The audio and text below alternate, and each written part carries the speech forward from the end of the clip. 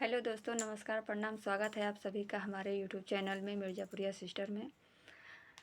और बताइए कैसे हैं आप लोग। आशा करते हैं कि सब लोग अच्छे होंगे, मस्त होंगे।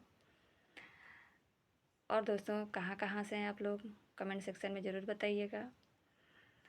और जो भी हमारे चैनल पे नए हैं वो सब्सक्राइब करके लाइक ज़रूर कर दीजिएगा। हाँ तो दोस्तों, और बताइए क्या हाल है आप लोगों का। सब लोग अच्छे हैं, अच्छे ही होंगे, क्योंकि ऊपर वाले की कृपा तो सब पर बनी होती है। तो आप भी तो ऊपर वाले के ही अंदर में ही हैं, कोई तो बाहर तो है नहीं। और बताइए क्या बोले हम, कुछ समझ में नहीं आ रहा, लेकिन फिर भी कुछ बोलेंगे ही। अब भाई आप लोग के सामने है तो कुछ ना कुछ बोलना तो बनता ही है। तो हम बात करेंगे आज एक लड़की की, और एक लड़की की जो कि 8 साल की लड़की है, और उसके ऊपर क्या बीता, क्या दुख है, क्या संकट है, ये सब बात करेंगे। और जीवन की कठिनाई और जीवन का संघर्ष, संघर्ष से जीवन है और जीवन ही संघर्ष है, तो सभी लोग जानते हैं। और जो नहीं जानते होंगे वो जान लीजिए हमारी वीडियो से ही। हम तो आप लोगों को थोड़ा थोड़ा करके, ज़्यादा समय नहीं लेते हुए, ताकि आपको बोरिंग भी ना हो, आपको कहानी भी समझ में आए, तो आप लोग को हम थोड़ा थोड़ा करके ही वीडियो के माध्यम से ये जानकारी पहुंचाएंगे और बताएंगे कि कब, कैसे और कहाँ हुआ। ठीक है। तो मैं बात कर रही हूँ 8 साल की लड़की की। और जिस दिन इस कहानी का अंत होगा उस दिन उस लड़की का नाम भी बताएंगे, उस जगह का भी नाम बताएंगे, उस शहर का नाम भी बताएंगे। तो अभी मैं शुरुआत कर देती हूँ कि 8 साल की लड़की थी, मानकर चलिए कहानी ही है। और जो पूरी वीडियो मेरा देखेगा शुरू से अंत तक वही समझ पाएगा। और छोटी सी लड़की थी, उसके माँ बाप भी थे, उसका एक भाई भी था। उन लोग का परिवार बहुत ही खुशी से चलता था, बहुत अच्छे से चलता था। लेकिन कहते हैं ना कि जैसी संगत वैसी नीयत। जो लड़की के पिता जो थे तो पढ़ाई करते थे, और पढ़ाई करते करते ही दोस्तों के साथ क्या कहते हैं, ड्रिंकिंग यानी कि शराब की लत लग गई। और जब शराब की लत लगी तो कैसे छूटे। अच्छा चीज़ तो हर इंसान छोड़ देता है, लेकिन ये जो लत वाली चीज़ होती है, चाहे कोई भी चीज़ हो, नशा जो होता है, चाहे किसी चीज़ का भी नशा हो, चाहे गुटखा का हो, तंबाकू का हो, ड्रग्स का हो, अफीम हो, चरस हो, गांजा हो, कुछ भी हो, यदि किसी इंसान को इसकी लत लग जाती है ना भाई, मुश्किल है छुड़ाना। उसकी बीवी बिक जाए, माँ बिक जाए, बहन बेटी परिवार उजड़ जाए, कोई मतलब नहीं, क्योंकि हमने ये देखा है। तो उसके पिता को जब उसकी लत लग गई शराब पीने की, तो धीरे धीरे बढ़ने लगा। और ये ड्राइवर भी थे, गाड़ी चलाते थे। जब उनको लत लग गई तो छुड़ाना मुश्किल हो गया। अब छूटे तो छूटे कैसे, छूटा ही नहीं। और अंत में क्या हुआ, सब खत्म, परिवार उजड़ गया, तहस नहस हो गया। और इंसान नशे में क्या करता है, मारता पीटता यही करता है। और जब वो पी पी करके आते थे शराब, तो कभी बीवी को मारते थे तो कभी बच्चों को मारते थे। उनका यही का था काम। परिवार में खाने को रहे या ना रहे, लेकिन पीने को तो ज़रूर चाहिए। अब उसकी औरत जो थी, जो शराब पीते थे, उनकी औरत जो थी वो बहुत बड़े घर से थी। और उनके पिता जो थे उनको हर चीज़ भेजते थे कि मेरी बेटी को दुख ना हो। और बेटी किस घर में रहती थी, एक झोपड़पट्टी में रहती थी। एक झोपड़पट्टी में रहती थी, वो भी झोपड़ी किसी और से लगवा करके, क्योंकि पति को ना तो शऊर था, ना उसका हुनर था कि क्या कैसे किया जाता है। जब भी ड्राइवरिंग करके आते थे घर पे तो बस अपने काम में चालू रहते थे। तो ये हुआ यूँ कि झोपड़पट्टी में रहने वाले को ये नहीं सोचना चाहिए था कि हाँ पहले हम अपने चार दीवारी तो बना लें। एक लड़का और एक लड़की है तो कम से कम उन लोग का मुंह तो देख करके अपना चलें लाइफ को, लेकिन नहीं, मारना पीटना हुआ। ये कि एक दिन उस औरत ने तय कर लिया कि न रहेगी बाँस न बाजेगी बाँसुरी। मतलब समझे आप, कि ना तो रहूँगी मैं और ना ही रहेंगे मेरे बच्चे, क्योंकि मेरे मरने के बाद अगर बच्चे भी रहेंगे तो बच्चों को ही मारेगा। तो इससे अच्छा ये होगा कि हम खुद भी मर जाएं और बच्चों को भी मार दें। बस गुस्से में जानते हैं दिमाग का इंसान, हर कोई जब गुस्सा होता है ना दिमाग अपना आपा खो बैठता है। और दुख झेलते झेलते तो हर इंसान दुखी होता है, वो भी सोचता है कि खुद को ख़त्म कर ले ताकि इससे हमें छुटकारा मिल जाए। बस वो लाइफ पॉइजन और खुद भी खाई, अपने दोनों बच्चों को भी दे दी। माने कि 8 साल की लड़की थी, 10 साल का लड़का था और वो औरत थी। पति नशे में धुत सोया हुआ था और तीनों को पॉइजन अपना खा खा कर सब सो गए।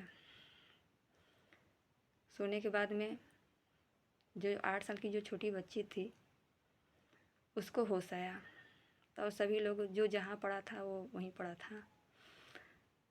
ईश्वर का खेल तो देखिए, कहते हैं ना पॉइजन सभी ने किया, सभी एक साथ खाए भी, सभी ने उल्टी भी किया, सब कुछ हुआ, लेकिन जिसके किस्मत में दुख है, ठोकर है, वो कहाँ से मरेगा। उसकी मौत नहीं होगी, क्योंकि उसको तो तकलीफ़ देखना है, दुनिया का ताना सहारा है। तो जब लड़की की आँख खुलती है तो देखती है कि उसका भाई जो है ज़मीन पर गिरा पड़ा है, उसकी माँ जो है वो भी ज़मीन पर गिरी पड़ी है, यानी दोनों के दोनों ख़त्म हो गए थे, उनका देहांत हो गया था। और लड़की को पता नहीं चलता है कि क्या करे क्या ना करे, छोटी सी बच्ची है, उसको समझदारी क्या होगा, आप लोग तो समझ ही सकते हैं। अपने पिता के पास जाती है और बोलती है कि पापा मम्मी मर गई। उस समय उस बाप का माथा ठनका, उस शराबी का उस वक्त माथा ठनका और वो बच्ची को लेते ही चिल्लाया। और चिल्लाने के बाद दोस्तों घर में जाता है तो देखता है कि सब के सब ख़त्म, सब साफ हो गया, दुनिया ख़त्म हो गई। फिर लड़की को ले जा कर के उसका इलाज करता है, दवा दारू करता है, जो भी उसका ज़रूरत होता है पूरी करता है। करीबन धीरे धीरे 1 महीने बाद लड़की ठीक हो जाती है और फिर वो लड़की को अपनी बहन यानी लड़की को उसके बुआ के घर छोड़ कर के चला जाता है कमाने के लिए। अब देखिए कहानी की शुरुआत यहीं से होती है। कहानी की शुरुआत यहीं से होती है दोस्तों कि लड़की की तो माँ चली गई, उसका भाई भी चला गया और बाप, यदि पति मरता है तो माँ, मैं सबको तो नहीं कह सकती, लेकिन 100% में से 80% औरतें बच्चों को लेकर के रह सकती हैं और 20% औरतें ही जाती हैं जो बच्चों को छोड़ करके या फिर बच्चों को ले करके या फिर कोई किसी भी वजह से वो चली जाती हैं, दूसरी शादी कर लेती हैं, लेकिन 80% औरतें अपने बच्चों के साथ रहती हैं। मैंने बहुत लोगों को देखा है कि जो बच्चा ज़मीन पर भी नहीं आया होता, सिर्फ पेट में 1 या 2 महीने का होता है, तभी उसके पिता की मृत्यु यदि हो जाती है किसी कारणवश तो माँ शादी नहीं करती है, उस बच्चे को लेकर के अपनी पूरी ज़िंदगी जी लेती है। लेकिन पिता अगर 4 बच्चे भी हो ना तो उन बच्चों के सहारे नहीं जीता है। कहानी की शुरुआत दोस्तों यहीं से होती है। पिता चला जाता है फिर से अपना ड्राइवरिंग करने और वहीं पर अपना गाड़ी उड़ी चलाता है। ये बात है सन 99 की, यानी कि 1999 की बात है। 26 जून रात 10 बजे उस लड़की की माँ का देहांत हुआ और उसके भाई का भी देहांत हो गया। और उसके बाद 6 महीना बीतता है, बाप ने शादी दूसरी कर ली, यानी कि 1 साल भी नहीं हुआ, सन 2000 में शादी कर ली उसके बाप ने। जब उसके पिता ने शादी कर ली तो ये तो देखिए, शादी किया साला खुद के लिए और बेटी को बोलता है मैंने तुम्हारे लिए शादी की है, तुम्हारी देखभाल के लिए। जब 8-9 साल की लड़की है, कोई 6 महीने की बच्ची तो नहीं ना है जो लैट्रिन करेगी, बाथरूम करेगी तो उसका सब साफ़ सुथरा करना है, कोई देख नहीं रहा है, उसको दूध पिलाना है टाइम टाइम से। यहाँ तो बीवी चाहिए खुद के लिए और शादी कर लेता है। शादी करने के बाद में फिर भी लड़की कुछ नहीं बोलती है, बोलती है ठीक है पापा आप कर लीजिए, क्योंकि उसके पास उस वक्त दिमाग नहीं था। और उस वक्त पर भी उसके पास दिमाग नहीं था। जब उसकी माँ मरी थी तो पुलिस वाले आए थे उसका बयान लेने, तो लड़की को उस वक्त, उस बच्ची को न जाने कहाँ से समझ ही आ गया कि वो किसी के खिलाफ़ कार्रवाई नहीं की, ना किसी के खिलाफ़ बयान दी कि हाँ मेरे पापा मम्मी को मारते थे या कुछ भी करते थे। वो कुछ भी नहीं बोली, सीधे बोल दी कि माँ की गलती है, माँ ने खुद से जहर खाया। उसको समझ क्या आया होगा, यही समझ आया होगा कि हो सकता है कि पापा यदि जेल चले जाएंगे तो हम किसके साथ रहेंगे, मम्मी तो मरी गई हो। लेकिन उस पिता को भी तो ये सोचना चाहिए था कि जब लड़की हमारी इतनी बड़ी कुर्बानी दी है, हमें भी तो उसके लिए जीना चाहिए। लेकिन दोस्तों कोई नहीं समझता है। ऐसे तो कहते हैं ना कि बेटियां पापा की परियां होती हैं, सिर्फ कहने की बात है। मेरे समझ से हो सकता है किसी के हो बेटियां जो पापा की परियां हो, लेकिन नहीं, हमको नहीं लगता है कि बेटियां पापा की परियां होती हैं। और शादी कर लेता है दोस्तों, फिर उसके बाद में बेटी को भी और अपनी बीवी को भी, जो नई नवेली दुल्हन थी, उनको लेकर के चला जाता है शहर। अब देखिए शहर चला गया, वहाँ तो ना कोई गांव का है ना कोई घर का है। अब वहाँ पे उस लड़की के साथ क्या क्या होता है ये आप लोगों को हम नेक्स्ट वीडियो में बताएंगे। बस यही कहेंगे हर आदमी से हम कि भैया अगर कोई कारणवश आपकी बीवी मर जाती है तो सब कुछ करिए, लेकिन ब्याह मत करिए। हाँ, यदि बच्चे नहीं हैं तो ठीक है, यदि बच्चे हैं तो भूल करके आपका तो मौज मस्ती है, आपको कोई प्रॉब्लम नहीं होगी। लेकिन जो छोटी सी बच्ची है या फिर लड़का है, उसको कितनी तकलीफ़ होगी, तो उसके मन से पूछिए, उसके दिल से पूछिए। अगर मेरी बात पूरे हिंदुस्तान तक जा रही है तो मैं यही कहूँगी सबसे, हर भाइयों से, कि यदि आप लोग ड्रिंकिंग करते हैं, दवा दारू करते हैं, नशा पत्ती करते हैं तो प्लीज़ भैया मत कीजिएगा।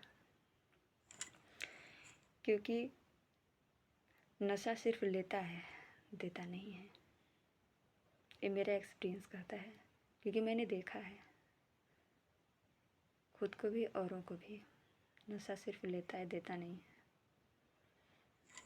तो आप लोग से ही गुजारिश है कि खुश रहिए, अच्छे से रहिए। और मैं अपने वीडियो पर द एंड यहीं पर लगाती हूँ, आपका ज़्यादा समय ना लेते हुए। अगले नेक्स्ट वीडियो में बताऊँगी कि हाँ उस लड़की के साथ शहर में जाने के बाद क्या क्या हुआ। ऐसे ही 10 से 15 मिनट के बीच का ये वीडियो में भी डालूँगी, ज़्यादा लंबा नहीं डालूँगी, और ना आप लोग भी उब जाएंगे कहानी सुनते सुनते। तो यही कहूँगी दोस्तों, तब तक के लिए आदाब, सत श्री अकाल, नमस्कार, प्रणाम, goodbye, best of luck.